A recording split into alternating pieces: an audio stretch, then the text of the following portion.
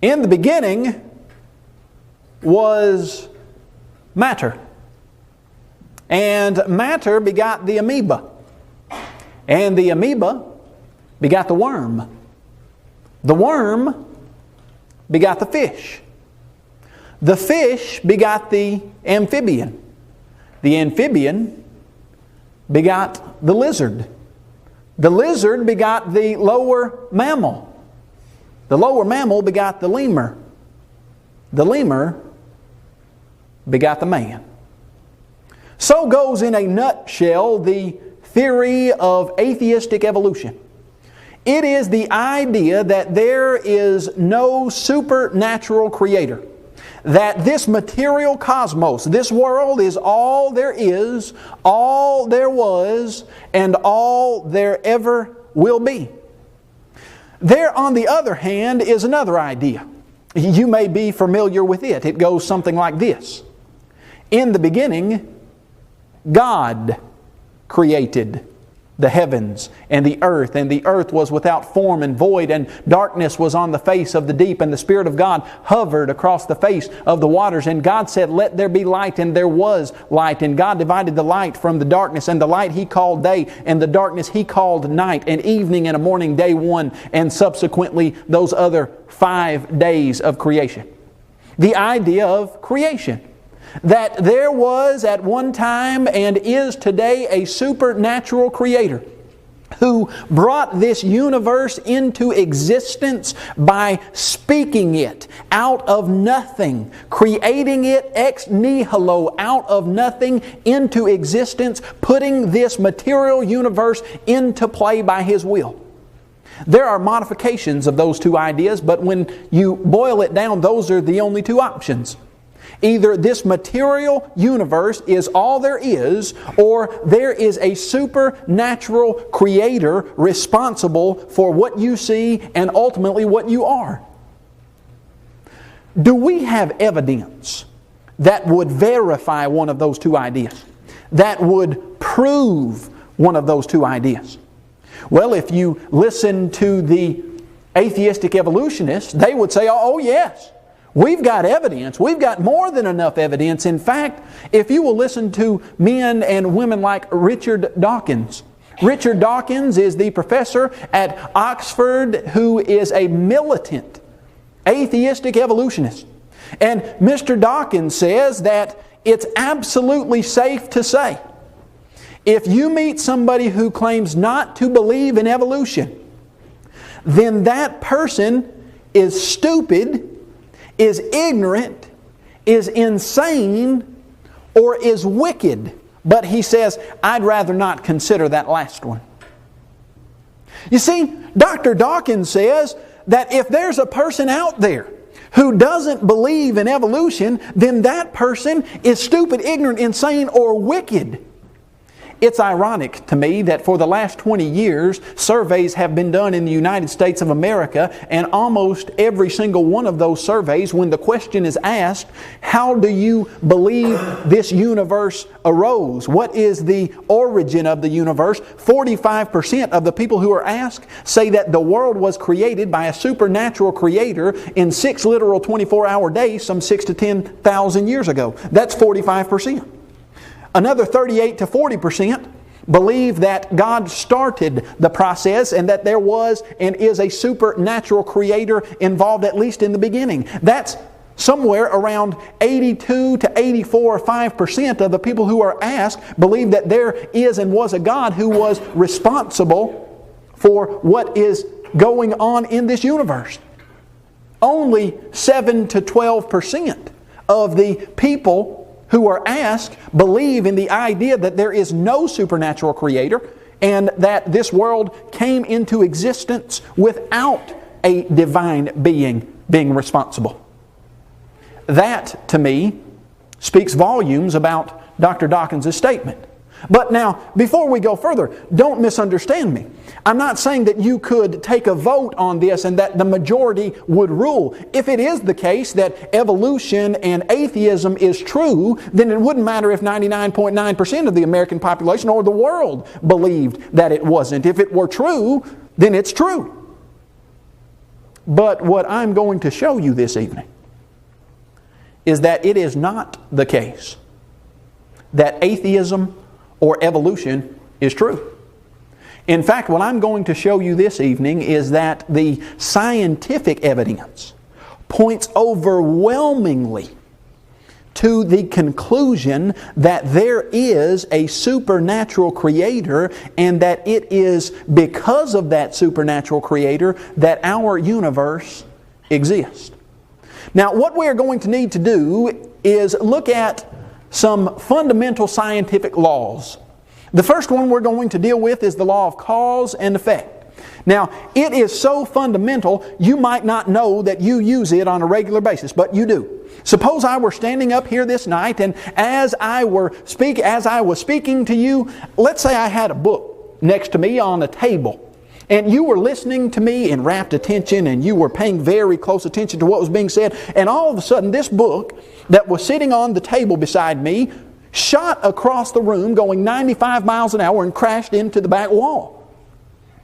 And you looked up at me with eyes as big as saucers and you said, "Kyle, what caused that?" And I said, "Oh, nothing. It just spontaneously occurred." Sometimes, books just spontaneously shoot across rooms going 95 miles an hour and crashing into back walls. Does that happen? No.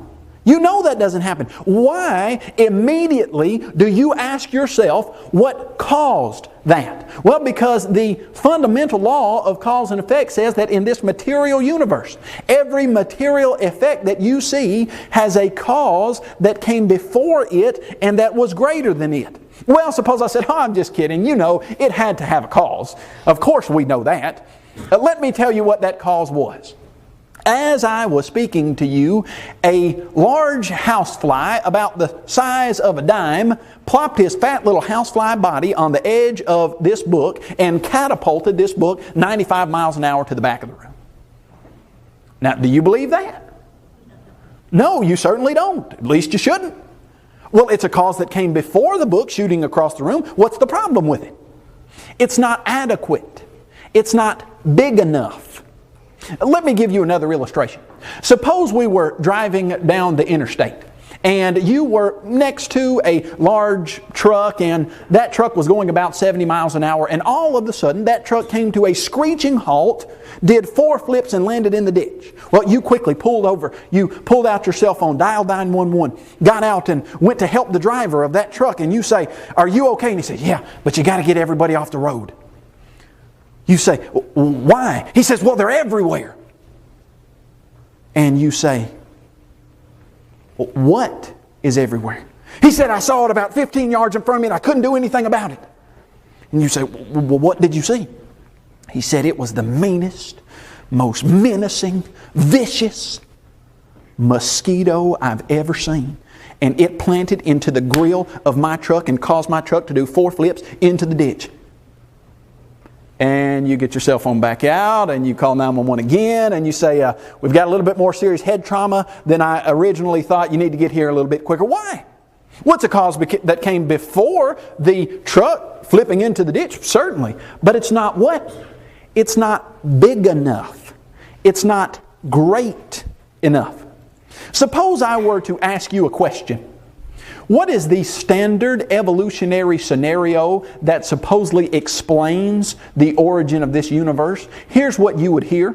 About 13.7 billion years ago, a tiny singularity that they don't even really know what to call it, either matter or energy or something of the sort, smaller than a proton, a subatomic particle, exploded in what was called the Big Bang. Immediately after that explosion, something called inflation supposedly started launching all of the matter and energy out into the universe, bringing into existence everything that you see here. Now, we need to ask a very pertinent question. Before we get into anything else, what we need to ask is, where did that tiny ball of matter and energy come from? Now, what I'm telling you is that's the textbook evolutionary atheistic answer. When you ask those same people, where did that tiny ball of matter come from? Suppose we ask Dr. Dawkins. Do you know what Dr. Dawkins says in his book, The Blind Watchmaker? He wrote a book, The Blind Watchmaker, that supposedly explains design in nature. But in it, he has a paragraph that is supposed to deal with the original ball of stuff that brought the universe into existence. And do you know what he says? He says, well, I'm a biologist. And biologists don't really deal with the original ball of stuff. So I'm just going to let the physicist answer that question for me. Oh, well, thank you, Dr. Dawkins. You don't have an answer for that, so you're going to let someone else answer that for you. Well, that's very convenient. But let's let the physicist answer Dr. Dawkins' problem for him. What do the physicists say about where that tiny ball of stuff originated? Well, let's ask them. I want you to read with me a quote from a man named Dr. Alan Guth. Dr. Guth is one of the key players in the Big Bang inflationary model. He is one of the men who came up with this idea that is now accepted in most places. Here's what he says. The inflationary model of the universe provides a possible mechanism by which the observed universe could have evolved from an infinitesimal region. It is then tempting to go one step further and speculate that the entire universe evolved from literally nothing. Well, you've got to get that original ball of stuff from somewhere. Dr. Guth, where did it come from? Well, it was infinitesimally small. In fact, so small that you almost want to say it came from literally nothing. Now, let's frame that in a real life perspective. Suppose that you are there and I come up to you and I hit you in the face as hard as I can with literally nothing. We got a problem? No, we don't have a problem. It doesn't hurt, because if you look up Noah Webster's dictionary and you look up the word nothing, it says something that does not exist. Suppose I hit you with something that does not exist. We've got no problem. Aristotle said nothing is the thing that rocks dream about. Well, what do rocks dream about? Nothing. Something that doesn't exist. I just hit you with literally nothing. Well, let's ask Dr. Guth. Dr. Guth, what do you mean by literally nothing? That's what the Omni magazine reporter asked Dr. Guth. He said, well, so how big was this pre-inflation universe? This infinitesimally small region that you just suggested came from literally nothing. He said, well, it's amazingly small. Well, thank you, Dr. Guth. I should think so if it came from literally nothing. But watch what he says. Well, only about 10 to the minus 24 centimeters across, smaller than a proton, and also amazing, it would have only weighed about 25 pounds. If I hit you in the face with literally nothing, we've got no problem. If I come up and hit you in the face with something I call nothing, but it weighs 25 pounds, do we have a problem now? You bet we do. Abraham Lincoln once said, if you call a dog's tail a leg, how many legs does a dog have? He said 4. You can call his tail whatever you want to. It's still a tail. You can say that this tiny ball of matter came from literally nothing. But then when you say, and that literally nothing would have been infinitesimally small, it would have only been smaller than a proton, it would have weighed 25 pounds. Okay, well, where did you get that smaller than a proton thing that weighed 25 pounds? Well, how far back are you going to go? We know for a fact that material things cannot come from nothing. This is a common sense truism. Now listen to me, you understand it well. If there ever was a time where there was literally nothing, what would you have right now? Literally nothing. But you can look around and see that we've got something that's a whole lot more than nothing. Well, so let's go back to the law of cause and effect. In this material universe, every material effect has a cause that came before it and that was greater than it. The evolutionists, we're not even granting them that first ball of matter, but suppose that they did have it. Just suppose, although they can't get it, suppose they did. Do you know what that tiny ball of matter would have to explain? That tiny ball of matter would have to explain the origin of our entire universe. Have you ever stopped to think how big our universe really is? You know, used to they tried to count the stars with their unaided eye. Tycho Brahe went outside and looked up into the night sky and counted somewhere like 777 stars. Johannes Kepler, about 25 years later, came out into the night sky, looked up and counted somewhere around 1,000, just a few over 1,000. You can go down to your nearest retail store, buy a cheap, inexpensive telescope, look out into the sky and see multiplied thousands of stars.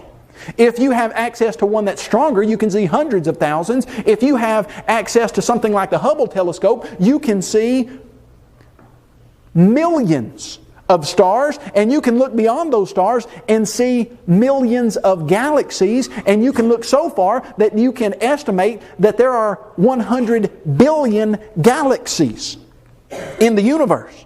Now you say, well, 100 billion galaxies. Come on, Kyle, help me out. Help me understand that a little. Okay.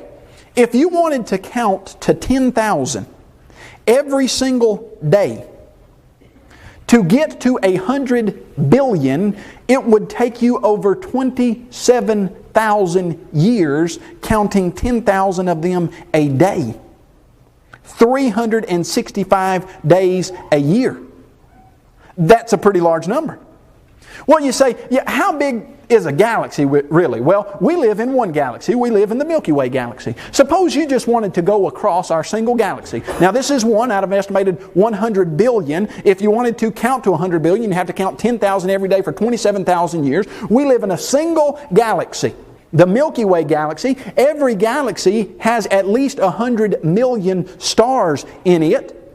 Our sun is a medium to small sized star. How big is our galaxy? Suppose you had a ship that would actually travel light speed, that would go the speed of light, which is about 186,320 miles a second or so, somewhere around there. That's about 7 times around the equator of our Earth in a single second. Suppose we had a ship like that and you wanted to start on this end of the galaxy and you wanted to go just across our one galaxy out of an estimated 100 billion. And you started the speed of light. We go every single year traveling the speed of light about 586 quadrillion miles, somewhere around there, I think. And we go for how long to get across one galaxy? 10 years? 100 years? 1,000 years? 50,000 years? No. 100,000 years traveling the speed of light to get across one galaxy. If you wanted to try to get to our near neighbor, the Andromeda Galaxy, which is one of our nearest neighboring galaxies, it would take you 750,000 years traveling the speed of light to get to one of our nearest neighboring galaxies, and that's 2 galaxies out of an estimated 100 billion. If you wanted to travel across our entire universe, it would take you 20 billion light years. We estimate, because we certainly can't look all the way across it. And how are we told that this huge, vast universe came into existence? A tiny ball of matter smaller than a proton, 10 to the negative 24 centimeters across, that weigh 25 pounds of matter. When you ask anybody who suggests that idea, have you ever seen any matter or energy that could do that? No, we've never seen it. You ever seen an explosion that could? No, I've never seen anything like that. Well, what is the scientific evidence that urges you, that pushes you, that constrains you to believe in a Big Bang? Well, let's ask them. Let's ask the cosmologists, the people who suggest this Big Bang and inflationary model. Let's see what they say. I want you to look at the cover of this particular New Scientist magazine. Dr. Peter Coles wrote the cover story for this particular issue. Let me introduce you a little bit better to Dr. Peter Coles. Dr. Peter Coles is the professor of astrophysics at Nottingham University in the United Kingdom. Dr. Peter Coles has written several books, including From Cosmos to Chaos and the science textbook Cosmology. Now, when you ask who writes the books on this stuff, Dr. Peter Coles is it. He writes the book. Well, continue with me.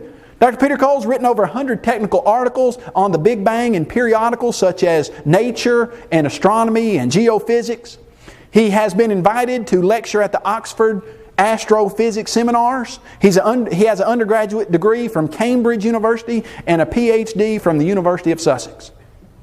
Now, folks, this is not Kyle Butt's opinion on the idea of the Big Bang and the inflationary model.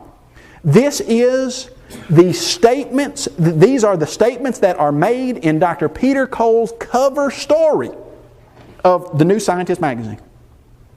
Well, Dr. Coles, what overwhelming evidence drives you, forces you to believe in the Big Bang? Well, let's see what he says.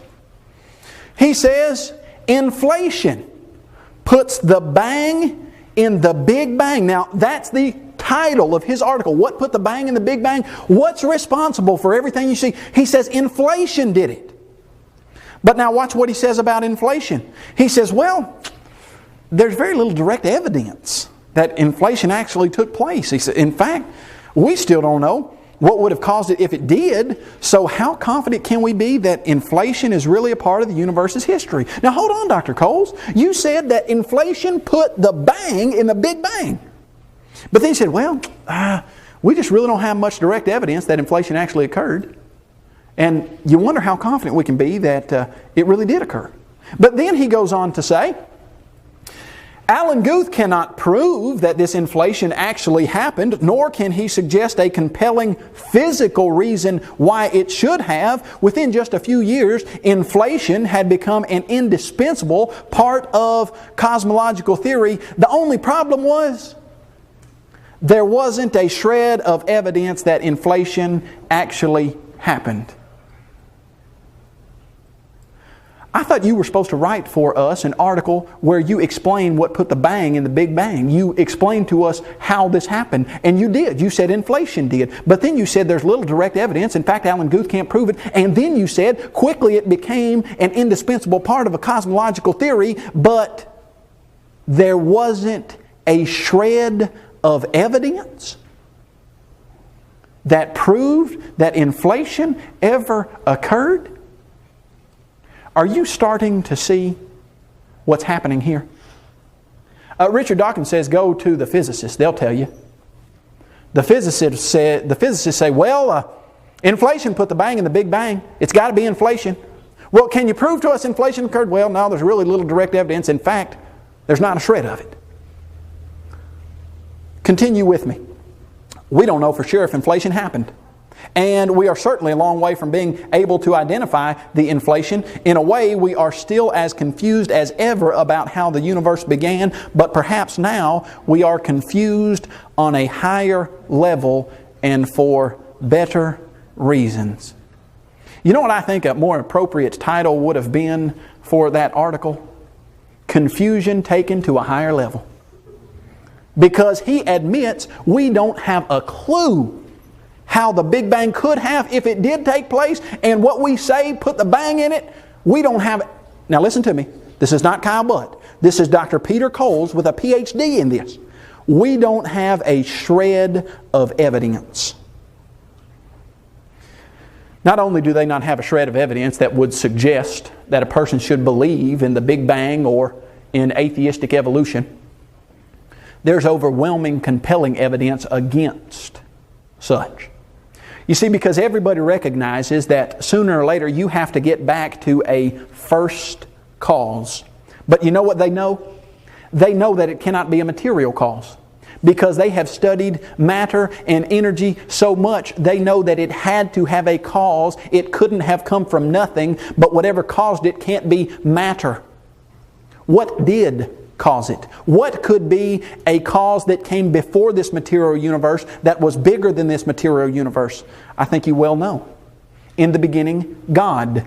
How do you describe God? The Bible suggests to us that God is all-powerful, almighty. That would take care of the criterion that He is big enough. The Bible also describes for us a God that is from everlasting to everlasting to take care of the criterion that He is before this material universe, the only logical, reasonable explanation to this universe is that the first cause is God. Well, someone will say, yeah, but the law of cause and effect says that for every material effect you have to have a cause that came before it. What cause came before God? Listen to what the law of cause and effect says. For every material effect. It's a scientific law that has been framed studying matter and energy. God is outside of that. You can't do an experiment on God. And every philosopher understands that an infinite regress is not an adequate answer. There has to be a first cause, and it cannot be material. What is it? God. Now, we need to look at something else. We need to look at the second scientific law that we're going to deal with, and that's the law of biogenesis. Now, the law of biogenesis is very easy to understand. In fact, we start to understand it when we are 3 and 4 years old. It simply says this: life in this material universe comes from life that lived before it and that was of its own kind. Now, that's not surprising to us, but to people in the past it was. In fact, people in the past used to believe in an idea known as spontaneous generation. Spontaneous generation was the idea that life pops out of non-living chemicals. In fact, they said, yeah, you want some scientific evidence that spontaneous generation occurs? Put a T-bone steak on your kitchen counter in the middle of the summer and come back in 2 weeks. What happens? Well, you know what spontaneously generates out of that. Maggots. They just pop out of the chemical process of the air hitting the steak. They said, oh, you want some more proof? We've got it.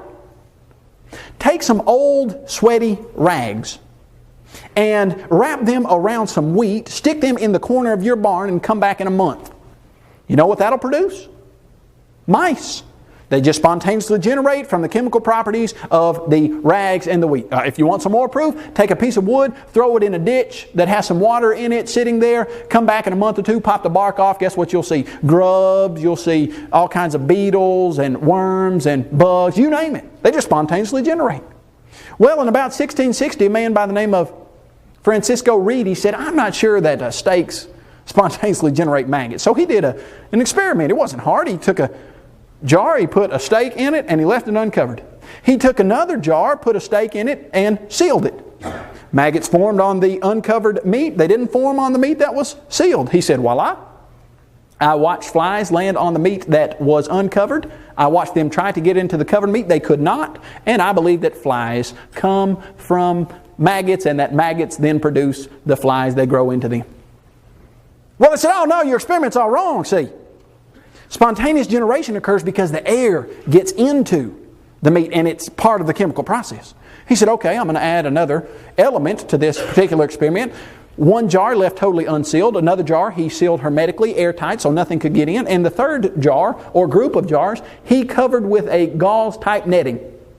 And then he watched as flies landed on the uncovered meat, maggots formed. They tried to get in the totally sealed meat, no maggots formed. They tried to get in the netted meat, and maggots did form, but not on the meat, on the gauze. And he said, there you go. Flies produce maggots. They said, oh, all right. That's true. You're right. Now they said, do you believe that things don't spontaneously generate? He said, no, I just believe that maggots come from flies. I believe other things could spontaneously generate. In fact, not until 200 years later, when Louis Pasteur came on the scene, he did an experiment that once and for all dealt the death blow to the idea of spontaneous generation. If you walked into your kitchen and opened your refrigerator this morning and looked at the milk carton, you will see that that was pasteurized. The apple juice container, pasteurized. Orange juice, pasteurized. Where'd that come from, that word? It came from Louis Pasteur. In 1860, did an experiment that showed that microorganisms come from previously living microorganisms. He boiled some meat broth or hay broth. At the time, that was what they were using to find microscopic organisms. They had microscopes that they could focus in on those organisms. Boiled it, killed all the microscopic organisms, put them in a special flask, put that broth in a special flask with an S shape at the bottom, so that the air could come back in, for all those people that said air is part of the process. But the gravity pulled all the microscopic organisms to the bottom of the S-shaped curve. And then he would break that neck off, allow the air just to go straight back in, and microscopic organisms would form. Since 1860, no person who has looked at the evidence has ever suggested that spontaneous generation occurs. In fact, let me introduce you to several atheistic, evolutionary, very respected scientists in their field at the time that they spoke these things that totally agree with that statement. George Gaylord Simpson, maybe you'll remember his name. He says, there's no serious doubt that biogenesis is the rule. That life comes only from other life, that a cell, the unit of life, is always and exclusively the product or offspring of another cell. George Gaylord Simpson. Dr. Simpson. Where's life come from? Well, there's no serious doubt that it comes from other life of its own kind. Martin Moe says a century of sensational discoveries in the biological sciences has taught us that life arises only from life.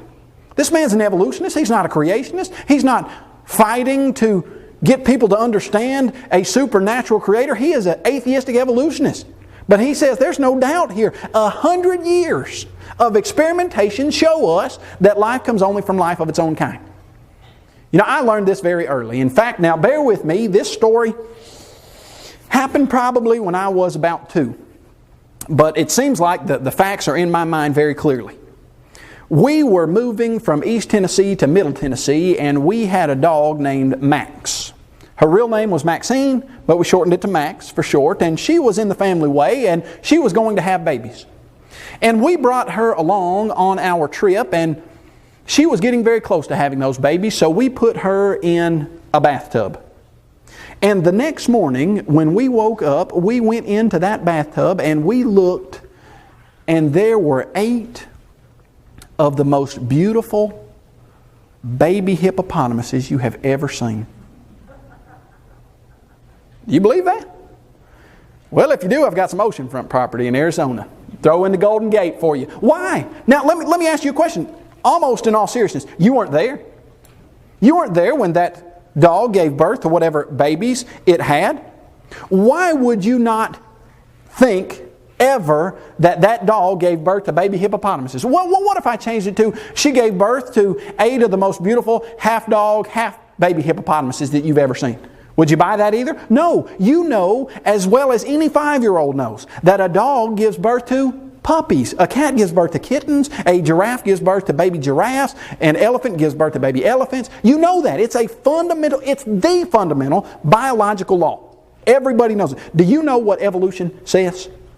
That sometime in the distant past, life had to spontaneously generate from non-living chemicals. Standard evolutionary theory on this, 4.7 billion years ago, a warm chemical soup was on the face of the earth. Somehow a lightning-like energy source struck that warm chemical soup and caused the first building blocks of life to get together and form a single-celled living organism. Over multiplied millions of years of chance happenings, random processes, that single-cell living organism evolved into the complex organism that you see standing up here talking to you. Not only does evolution suggest that things spontaneously generated, but then it breaks the law of biogenesis again and suggests that multiplied thousands or millions of times, something had to give rise to something not of its kind, of some other kind. Let me introduce you to a man by the name of Professor Robert Hazen. Professor Hazen, I'm going to give you his credentials. Bachelor's and master's degree in geology from MIT, PhD in earth science from Harvard, research scientist at the Carnegie Institution of the Washington Geophysical Laboratory. He's authored 250 articles and 19 books. Received a fellowship in the American Association for the Advancement of Science, one of the highest honors that a scientist can achieve in the United States of America. He is the president, or was at one time of the Mineralogical Society of America, and he was a member of the International Society for the Study of the Origin of Life, ISOL. From what I understand, there are only 500 people, men and women, in the entire world from all countries that are a member of ISOL. This man is as credentialed as you can get in the scientific field. He did a series of lectures that I have on tape that are produced by the teaching company, titled The Origins of Life. And I want you to listen to some of the comments that he makes during those lectures. He says This course is unusual because at this point in time, there's so much we don't know about life on earth. He says the origin of life is a subject of immense complexity, and I have to tell you right up front, we don't know how life began. He continues, how can I tell you about the origin of life when we are so woefully ignorant of that history? Did you know that if you pick up a middle school textbook, there is no hint of woeful ignorance as to the origin of life? Did you know they will put in middle school and high school and college textbooks their standard teaching on the origin of life as if it were solid in stone fact? And yet, a man with as many degrees and as much achievement in this field as you can find anywhere says we're woefully ignorant on the subject. Well, thank you for telling us that. Because you sure didn't tell us that in the 6th grade or in the 12th grade or when we were in college in the textbooks that were being produced on the subject. But then he says, this course focuses exclusively on the scientific approach to the question of life's origins. In this lecture series, I make an assumption that life emerged from basic raw material. You do what? You make an assumption. Do you know what an assumption is? An assumption is an idea that you start with that you cannot prove. He says, I'm going to start with the idea that life emerged from natural processes, but I've got to assume it because I don't have the evidence to prove it. You know, using that type of thinking, we could just make an assumption that God exists and that there is a supernatural creator and that's the reason life is here. Do you think that would pass the evolutionary atheistic muster? Oh, it certainly would not. And the idea that there is a supernatural creator is far more than an assumption. But what Dr. Hazen has is only an assumption. Now continue with me. He says, even with this scientific approach, there's a possibility that we'll never know, in fact, that we can't know. It is possible that life emerged by an almost infinitely improbable sequence of difficult chemical reactions. If life is the result of this type of happening, then any scientific attempt to understand life's origin is doomed to failure. Oh, it might be that it didn't happen this way or that we can't study it. And if you try to do tests on it, you'll never get to an answer. You know what he says about that? He says, well, if this is the case, if it really did happen that way, then there's nothing you or I or anyone else could do to figure out how it happened. I must tell you, that's a depressing thought to someone like me who's devoted a decade to understanding the origin of life. You know, it might be that I'll never figure it out. It might be that you can't do a scientific experiment on it to figure it out. But you know what? That's really depressing to me because I've spent the last 10 years of my life studying this stuff, hours and hours on end. So, Dr. Hazen, so what do you do? Well, because that thought is so depressing to me, watch what he says. He says, well, I guess it's not too surprising then that virtually all origin of life researchers adopt the philosophical view that life is indeed a cosmic imperative. We trust that it's only a matter of time before we know how it happened. You know, it would depress me so bad to think that I might not ever arrive at the answer to the origin of life. I'm just going to assume that it happened, and so are the rest of my colleagues, just because we don't want to be depressed, and eventually we hope that we'll come in contact with this idea of how it happened, but right now we don't have a clue. Do you know what's interesting to me?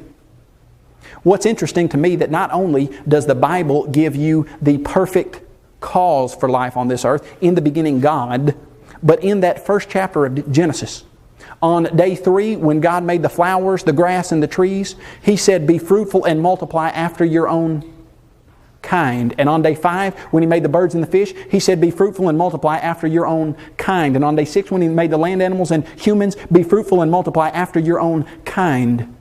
According to evolution, somewhere in the distant past, spontaneous generation had to occur, and that organism that originally spontaneously generated had to, over multiplied millions of years, turn into many different organisms not of its kind. But according to biblical creation, God laid down the law of biogenesis at the very beginning. Ladies and gentlemen, there are two ideas as to the origin of this universe. In the beginning was matter, which we know is scientifically untenable. The only logical, reasonable, honest answer to the origin of this universe and the origin of life in this universe is the simple statement made over 3,500 years ago. In the beginning, God. This has been a presentation of Apologetics Press, an organization dedicated to the defense of New Testament Christianity. Visit us on the web at apologeticspress.org or call 800-234-8558.